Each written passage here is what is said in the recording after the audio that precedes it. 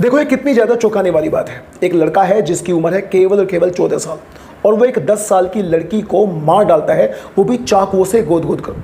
यानी उसके गर्दन पर अनगिनत चाकुओं से वार करता है और 7 बार उसके पेट पर चाकुओं से वार करता है और उसकी हत्या कर देता है। यानी उम्र केवल 14 साल है और 10 साल की लड़की का मर्डर कर देता है एक केवल 14 साल का लड़का। ये जो बात है, जो घटना है, ये है हैदराबाद के कुकटपल्ली नाम के एक जगह की। वहीं पर 18 अगस्त 2025 की सुबह सुबह तकरीबन 10:30 बजे के आसपास ये लड़का पड़ोस में ही अपने घर में जाता है। पड़ोस में अपने घर पर जाता है, वहाँ पर एक 10 साल की लड़की थी और उस घर में से बैग चुराने की कोशिश करता है। जब ये लड़का वहाँ से बैग चुराने की कोशिश कर रहा था तो वो 10 साल की लड़की इसको देख लेती है। जैसे ही वो लड़की इसको देखती है तो इससे बोल देती है कि तुम चुरा लो, कोई दिक्कत वाली बात नहीं है, लेकिन मैं तुम्हारी शिकायत अपने पापा से जरूर लगाऊंगी।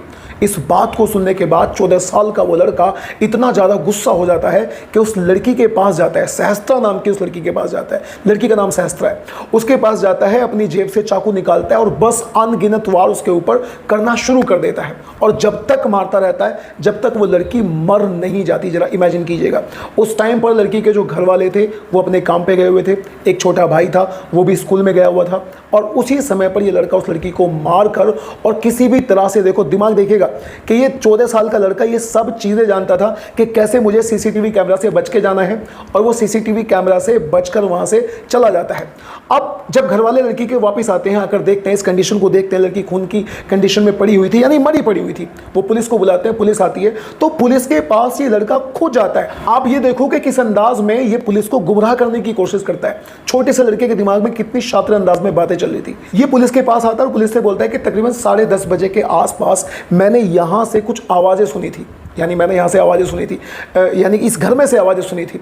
और उसके बाद में पुलिस से बोलता है कि नहीं 10:30 बजे के आसपास तो मैं स्कूल में था। लेकिन पुलिस वाले सीधा स्कूल जाते हैं और स्कूल से कंफर्म करने की कोशिश करते हैं कि वो स्कूल में था या फिर नहीं था। वहाँ जाकर देखते हैं कि वो अटेंड था ही नहीं, यानी उसकी स्कूल में अटेंडेंस ही नहीं थी।